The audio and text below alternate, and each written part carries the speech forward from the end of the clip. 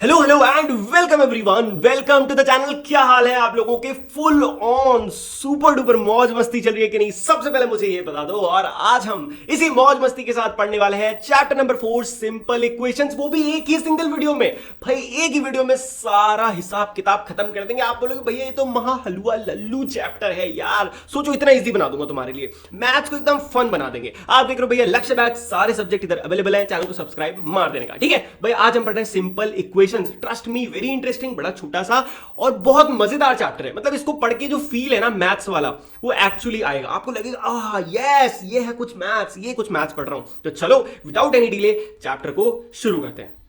हाँ जी भाई, चैप्टर की शुरुआत होती है कुछ एल्जेब्रिक एक्सप्रेशन नाम की चीज से। क्या बला है ये एल्जेब्रिक एक्सप्रेशन? अब ध्यान से देखिए, अभी तक आपने बचपन से जो मैथ्स पढ़ी है वो कैसी है? वो है 0 1 2 2 + 2 4, ऐसी वाली मैथ्स पढ़ी है। बट असल मैथ्स, असल दुनिया वाली मैथ्स ये वाली मैथ्स नहीं है। एक्चुअली जो हम बड़ी क्लासेस में मैथ्स पढ़ते हैं वहां पे वर्ड्स आ जाते हैं। ठीक है, कौन से वर्ड्स? एल्जेब्रिक एक्सप्रेशन वाले वर्ड्स। अब ये क्या सीन है देखो, एल्जेब्रिक एक्सप्रेशन क्या होता है? ये है एक सिंगल टर्म या फिर a set of group of term जो कि बनता है जब हम बहुत सारे एडिशन, सब्ट्रैक्शन, मल्टीप्लिकेशन, डिवीजन, साथ साथ में नंबर्स, साथ साथ में कुछ वेरिएबल नाम की चीज को जोड़ देते हैं। क्या बोला भैया आपने? थोड़ा आराम से समझाओ। देखो भाई, जब हम क्या करते हैं, कुछ एक सेट ऑफ चीज जैसे कि नंबर्स, उसके बाद एक चीज होती है वेरिएबल्स, उसके बाद एक होते हैं ये ऑपरेटर्स जैसे कि प्लस माइनस, ये सब जब इन सबको मिला के लिखा जाता है ना, तब एक एक्सप्रेशन बनता है। उस एक्सप्रेशन को कहते हैं एल्जेब्रिक एक्सप्रेशन। एग्जांपल के लिए 3 और x जो वर्ड है ना यहाँ पे, इसे कहते हैं यहाँ पे वेरिएबल। और इसका मतलब होगा अभी हम समझेंगे 2 मिनट बाद। 2 मिनट तक सबर कर लो, बस मजा आ जाएगा तुम्हें। देखो तो 3 भी है और एक वेरिएबल भी है, दोनों को साथ में लिख दिया और क्या बन गया? एक एल्जेब्रिक एक्सप्रेशन। यहां पे देखो 2 है, उसके साथ एक x एक वेरिएबल है, फिर प्लस भी है, फिर 3 और y एक और वेरिएबल है y। तो इस पूरे टर्म को कहा जाएगा एक एल्जेब्रिक एक्सप्रेशन। आई होप आपको एल्जेब्रिक एक्सप्रेशन का कॉन्सेप्ट क्लियर हो गया होगा, और नहीं भी हुआ कोई दिक्कत नहीं, अब हो जाएगा यार। क्वेश्चंस इतने अच्छे अच्छे लाए तुम्हारे लिए कि तुम्हें मजा आ जाएगा। अब देखो इस चैप्टर में एक बहुत इंपॉर्टेंट चीज ऑलरेडी आपको पता है वैसे तो, बट स्टिल मेरे लिए बहुत इंपॉर्टेंट है आपको समझाना कि वेरिएबल क्या होता है। क्या होता है भैया variable? Variable simple place holders होते हैं किसी अननोन वैल्यू के लिए। जैसे कि x मतलब क्या था, देखो यहां पे लिखा है 10 = 2x, यानी कि x यहां पे क्या है? एक अननोन नंबर है और इनके बीच में कुछ नहीं होता, मतलब मल्टीप्लाई होता है। तो x एक ऐसा नंबर है जिसको 2 से मल्टीप्लाई कर रहे हैं तो इक्वल टू 10, यानी कि तो क्या आ जा रहा है? 10। तो सोच के देखो वो कौन सा नंबर है जिसको 2 से मल्टीप्लाई कर दे तो 10 आ जाता है। एग्जैक्टली 5 को जब हम 2 से मल्टीप्लाई करते हैं तो 10 आता है कि नहीं? तो बस ये समझ लो इस जगह पे 5 को x लिख दिया था। तो जब भी हमें कोई एक नंबर नहीं पता होता किसी एक्सप्रेशन में, हम उसको क्या लिख देते हैं? x या y या z, a b c d p q r s t anything, और इसे क्या कहा जाता है? वेरिएबल। आया समझ में? So variables, what are variables? Variables are placeholders for unknown values. आपकी मैम या आपके सर पूछेंगे तो अब आप आराम से आंसर दे पाओगे ना। क्या होता है variables? Placeholders for unknown values. Exactly perfect. और यूजुअली किससे डिनोट किए जाते हैं? x से, a से, b से, c से, p से, q से। बस याद रखना कोई नंबर से डिनोट कभी मत कर देना। ऐसा मत करना कि आपने एक वेरिएबल को 2 से डिनोट कर दिया। नहीं, यू कांट, क्योंकि 2 की तो अपनी वैल्यू है, राइट? चलो अब देखते हैं नेक्स्ट। ओके, अब ध्यान से समझते हैं what is a equation. Equation क्या चीज होती है अब ये समझते हैं। देखो भैया, इक्वेशन होता है एक mathematical statement that says 2 expression are equal to each other. ये ट्रू भी हो सकता है और फॉल्स भी हो सकता है। क्या मतलब? अभी हमने समझा कि भैया एक एक्सप्रेशन क्या होता है। समझा कि नहीं समझा? Very good. अब जब 2 एक्सप्रेशन को आमने सामने लिख दिया जाए और उनके बीच में एक इक्वल टू का साइन बना दिया जाए तो वो बन जाती है एक इक्वेशन। इक्वल वर्ड से निकल के बना है इक्वेशन।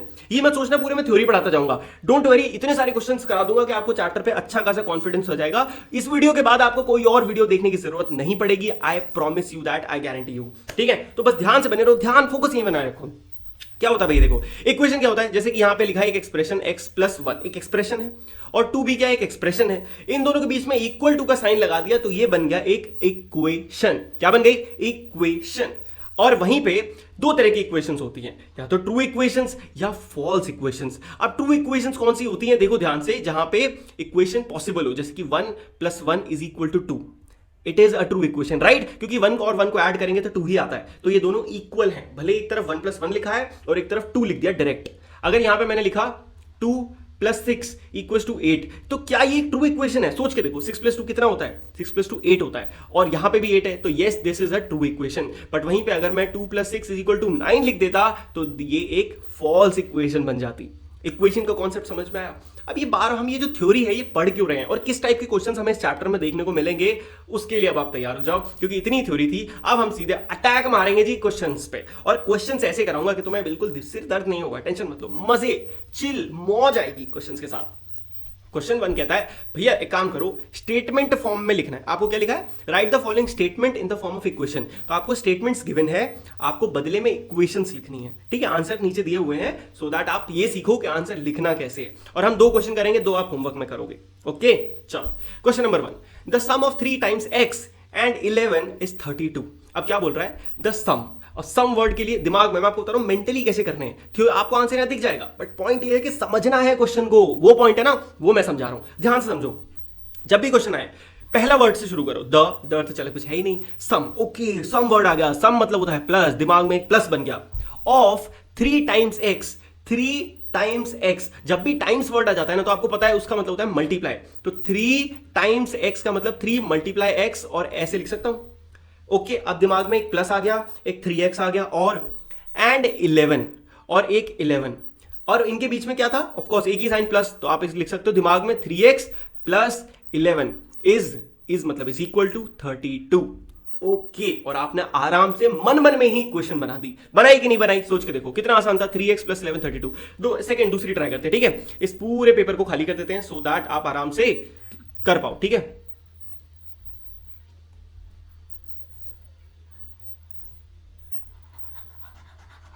ओके ठीक है, इरेज कर दिया है। अब हम नेक्स्ट क्वेश्चन देख रहे हैं। नेक्स्ट क्वेश्चन क्या है? इफ यू सब्ट्रैक्ट 5 फ्रॉम 6, पढ़ो पढ़ो क्वेश्चन पढ़ो।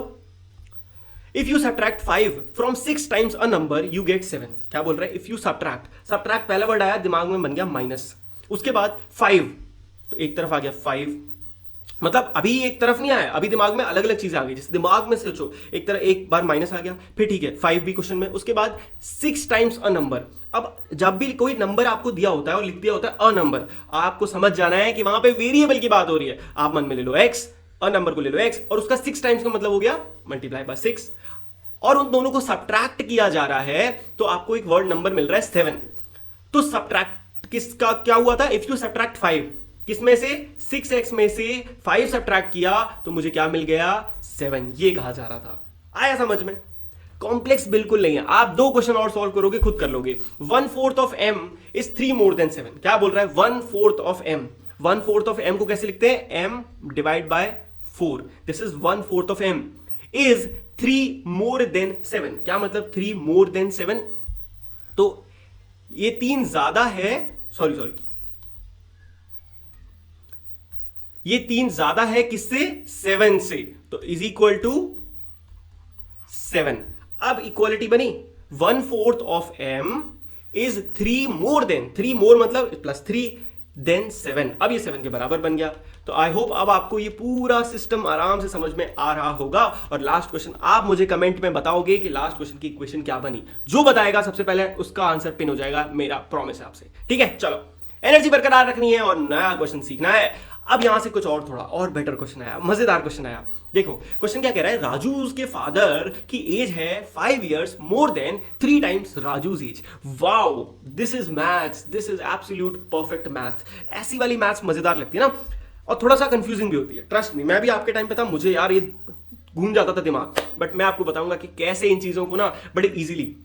देखो कई बार क्या होता है ना, अभी लास्ट क्वेश्चन में मैंने ही आपको प्रैक्टिस कराई कि यार आप ना मेंटली करो, बट कभी कभी ऐसा होता है जब हमारे सामने थोड़ा कॉम्प्लेक्स क्वेश्चन आता है, हमें मेंटल से ज्यादा अपनी राइटिंग एबिलिटी पे ध्यान देना चाहिए। और ये मेरी एडवाइस है आपसे। मैं अपने टाइम पे मैथ्स में ये एरर करता था, हर क्वेश्चन को दिमाग में सॉल्व करने की कोशिश करता था और बड़ा कंफ्यूज हो जाता था, बट आपको ये नहीं करना है, ठीक है? अब जैसे लास्ट क्वेश्चन सिंपल थे, हमने दिमाग में कर लिए, बट यहां पे क्वेश्चन थोड़े कॉम्प्लेक्स हैं, आप लिख लिख के करोगे। और कैसे करोगे मैं सिखाता हूं, एकदम पॉइंट टू पॉइंट देखना मैं कैसे सोच रहा हूं और मैं कैसे क्वेश्चन कर रहा हूं। Raju's father's age is 5 years more than 3 times Raju. पहले पूरा क्वेश्चन पढ़ना है।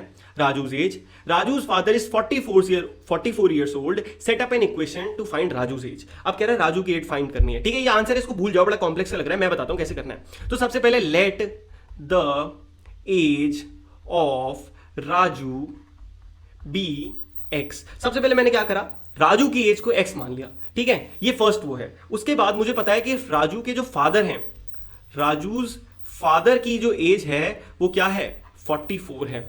अब राजू के फादर की एज का एक और एक्सप्रेशन मुझे दिया हुआ है जो मुझे को निकालना है। क्या है, राजू के father's age is 5 years more than 3 time Raju's age. सबसे पहले 5 years मोर, किसी भी जब भी लिखा होता है इतना ईयर मोर या इतना मोर तो समझ जाया करो प्लस वो नंबर, ऐसे करना होता है। अब क्या किसमें, किससे 3 टाइम ज्यादा है, 3 टाइम्स राजूज एज। राजू के एज का 3 टाइम, राजू की एज है एक्स और 3 टाइम्स क्या हो जाएगा 3x, तो 3x + 5 इज इक्वल टू क्या है, ये राजू के पापा की एज जो कि ऑलरेडी दी हुई है 44 इक्वल टू 44, और बस ये बन गई आपकी equation.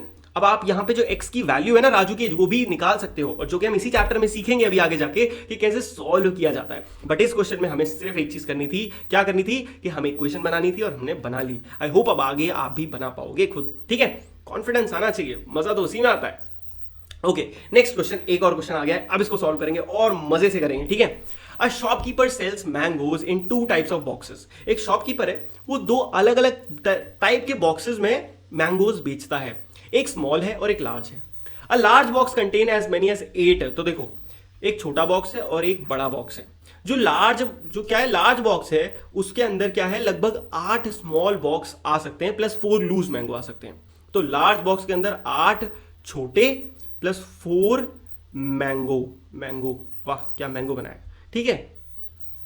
The number of mangoes in a large box is given to be 100। और हमें क्या बोला गया है कि बड़े number of mangoes in large box जो है वो कितने हैं, 100 हैं। तो अब आपसे क्या कहा जा रहा है कि इक्वेशन बनाओ which gives the number of mangoes in each small box. क्या बोला, हर छोटे डब्बे में कितने मैंगोज हैं इसकी इक्वेशन बनाओ। अब देखते हैं आंसर कैसे लिखना है। देखो लास्ट टाइम मैंने आपको सॉल्व करके दिखा दिया, बट अब आपको ये भी सीखना है कि फुल मार्क्स कैसे स्कोर करने हैं, तो उसके लिए हमें एनसीईआरटी को प्रेफर करना पड़ता है। देखो लेट अ स्मॉल बॉक्स, सबसे पहले देखो सेम जो मैंने आपको बताया था वही सेम चीज कर रहे हैं यहाँ पे भी ये सब लोग। क्या, let a small box contain m mangoes. m की जगह हमने x ले लिया था लास्ट टाइम, आप m ले लो, जो चाहे वो ले लो, वेरिएबल है यार, वेरिएबल का मतलब ये होता है कुछ भी ले लो।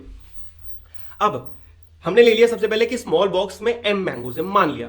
अ large box contain 4 more than 8 times m। क्या, अ लार्ज बॉक्स के लिए हमें क्या दे रखा है, 4 more than 8 times m। That is, देखो 4 मोर हमेशा याद रखना, जब भी मोर होता है उतना प्लस के आगे लगा दो, 8 टाइम एम्स, तो 8m, m हमने सिंगल का लिया था और हमें टोटल की वैल्यू पता थी 100, तो सिंपली इस बार भी हमने पहले की तरह इक्वेशन बना ली। बड़ा सिंपल क्वेश्चन था, राइट। क्वेश्चन समझ में आ गया ना, और थोड़ी सी प्रैक्टिस कर ली, आपके चकते फट्टे हो जाने, फिर आपको लल्लू लगेंगे क्वेश्चंस, और मजेदार क्वेश्चंस। अब हम पहुंच गए हैं भैया इस चैप्टर के मोस्ट इंपॉर्टेंट पार्ट में, that is how to solve an equation. Actually ये जो चैप्टर आप पढ़ रहे हो ना, इसी के लिए पढ़ रहे हो। आने वाली क्लासेस में आपको पूरा गेम वेरिएबल का खेलना है, तो यहां अगर ये चीज समझ में आ गई, मैथ्स बहुत आसान हो जाने वाली है, बट नहीं आई तो बहुत दिक्कत हो जाने वाली है। तो टेंशन बिल्कुल नहीं लेनी और चिल होके समझने की कोशिश करनी है, ठीक है। चलो, 2 तरीके के मेथड होते हैं। पहला होता है एडिशन सब्ट्रैक्शन मेथड, जो कि कतई घटिया नल्ला मेथड है, यूज नहीं करना है। और दूसरा होता है ट्रांसपोजिशन मेथड, जो कि कहीं ना कहीं तक है सेम, बस अपडेटेड वर्जन है और इसको ही यूज करना है। हम आपको दोनों सिखाएंगे, क्योंकि टेंशन बिल्कुल नहीं लेनी है, बार बार बोलता हूं, बट स्टिल तुम टेंशन लेते हो क्या यार। चलो देखो, दोनों मेथड सिखाऊंगा तो टेंशन अब तो ज्यादा हो गया यार, अब इतना क्या बात हो गया।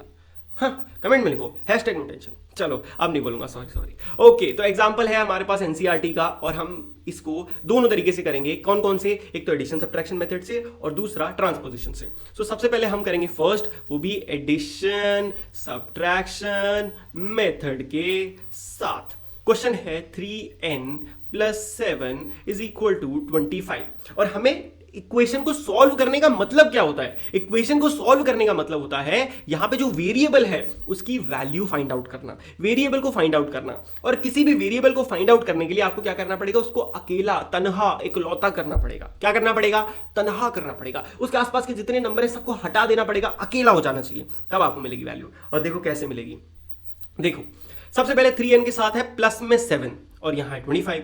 अब मैं अगर इस इक्वेशन में दोनों साइड कोई नंबर या ऐड करूं या मल्टीप्लाई करूं, सब्ट्रैक्ट करूं, तो इक्वेशन में कोई चेंज नहीं आता।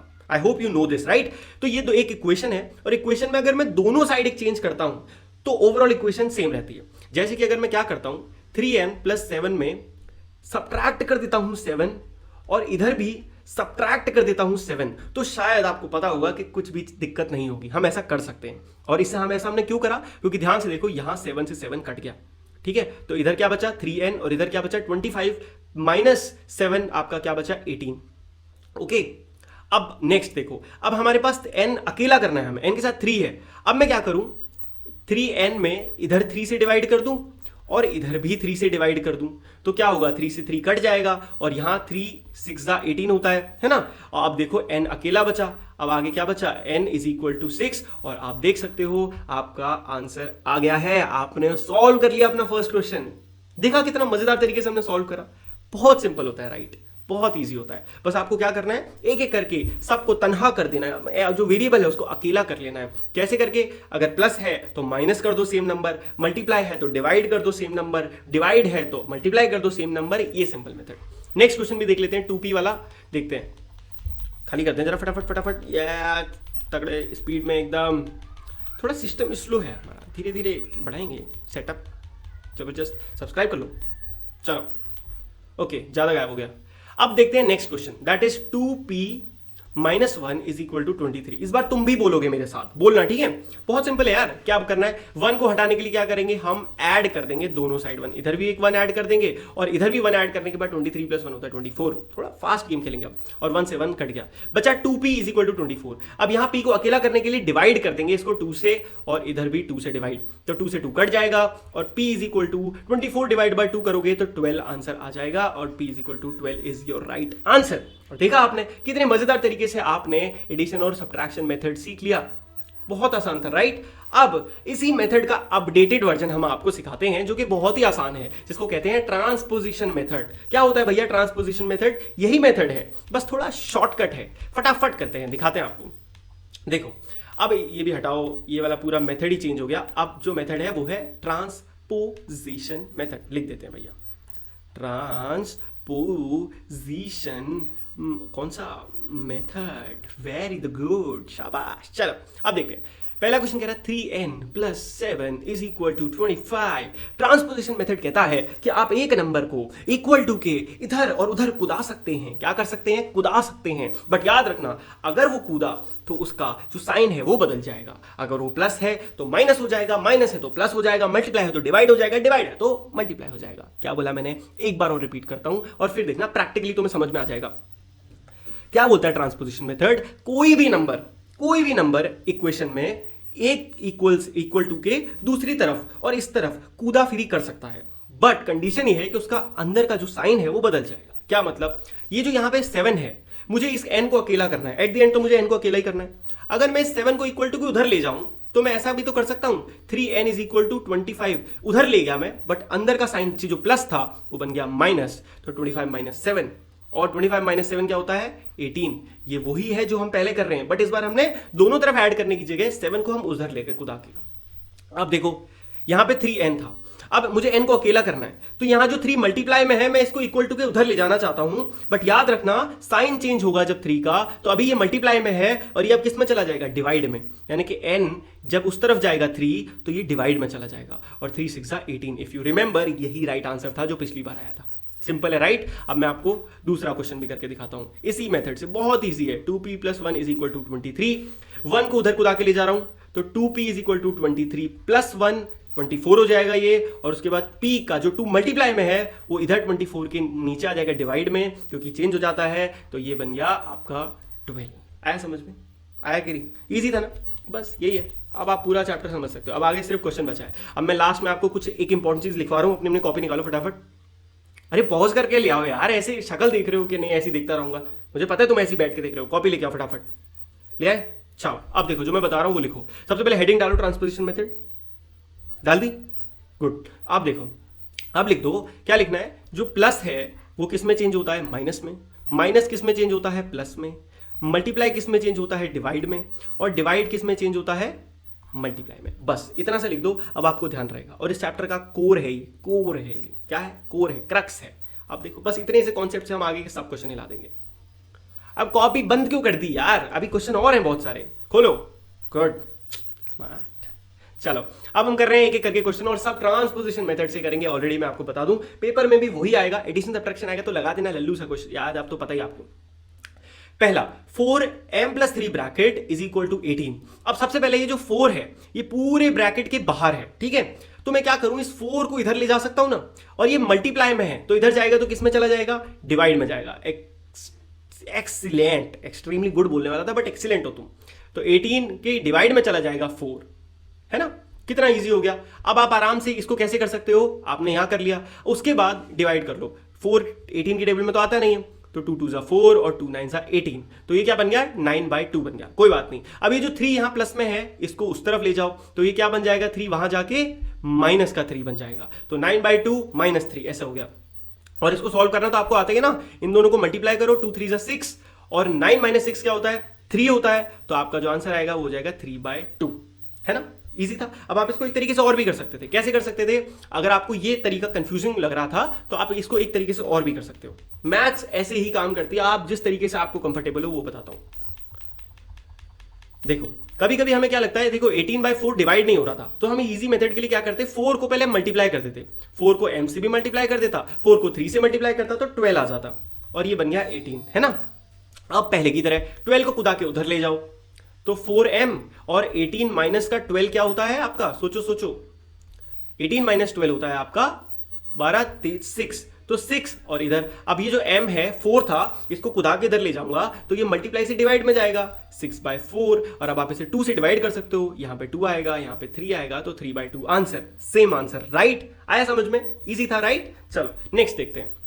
सेम इस बार भी करेंगे हम, -2 को दोनों से मल्टीप्लाई करेंगे। पहले -2 को मल्टीप्लाई करा x के साथ, ये आ गया, फिर इसको +3 के साथ मल्टीप्लाई करा, और माइनस और प्लस मल्टीप्लाई होते हैं तो याद है ना, माइनस आता है, गुड। 3 2 ज़ा 6 और यहाँ पे 8 का 8 रहेगा। अब ध्यान से देखो, जब ये -6 कूद के जाएगा दूसरी तरफ आपका इक्वल टू के, तो साइन चेंज हो जाएगा, और साइन चेंज होके ये क्या बन जाएगा, 8 + 6, और 8 + 6 क्या होता है आपका, होता है 14, तो -2x इज इक्वल टू 14। अब यहां पे क्या करना है, जो x है आपका उसको अकेला करना है।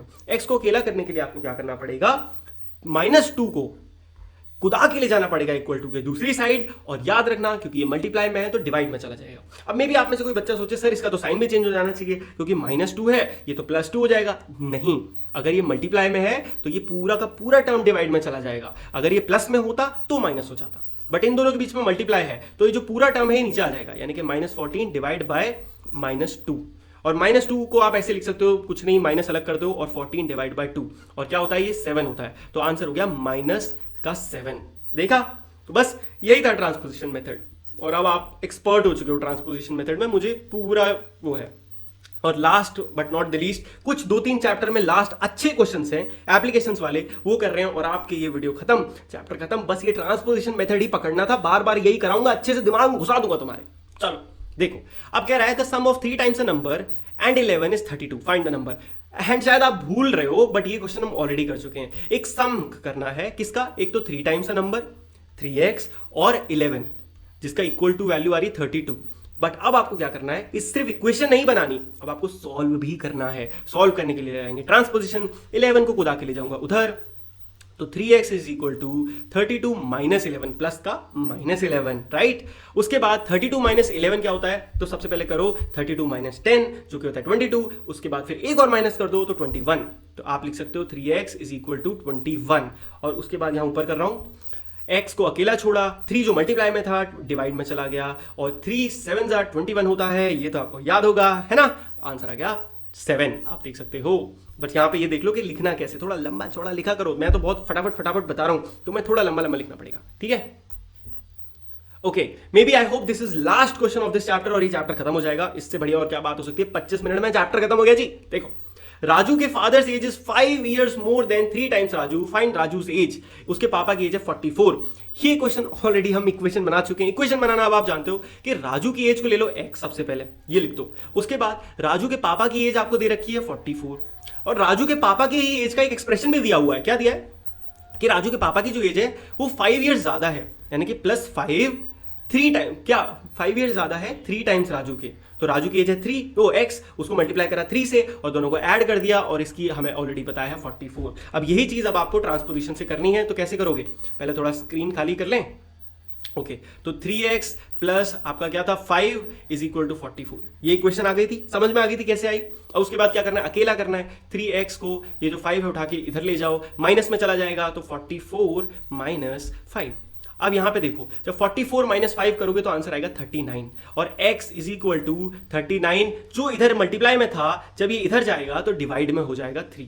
तो आप इसको डिवाइड कर सकते हो, क्या आएगा 1 और 3 13 is your right answer. And I am pretty sure chapter आपका कंप्लीट हो चुका है और इसी के साथ आप परफेक्टली तैयार हो सिंपल इक्वेशंस का कोई भी क्वेश्चन सॉल्व करने के लिए। एनसीईआरटी उठाओ और पूरी एनसीईआरटी चार्ट डालो, खत्म कर डालो जो चाहे। और जो नहीं आए भैया, टेलीग्राम का आपको डिस्क्रिप्शन में लिंक है, वहां जाओ, पूछो जो क्वेश्चन नहीं आए पूछो, रात के 2 बजे 3 बजे 4 बजे 5 बजे जब मन करे तब पूछो, ठीक है। पढ़ाई लेकिन मौज मस्ती के साथ करो। चलो आई होप आपको ये वीडियो अच्छी लगी होगी, मजा आया होगा, मैथ्स पढ़ के मजा आया। चैनल को सब्सक्राइब कर लो, ऐसी अमेजिंग वीडियोस इस चैनल पे आती रहती हैं। मिलते हैं नेक्स्ट वीडियो में, तब तक के लिए goodbye, take care and मौज मस्ती करते रहिए। Bye bye.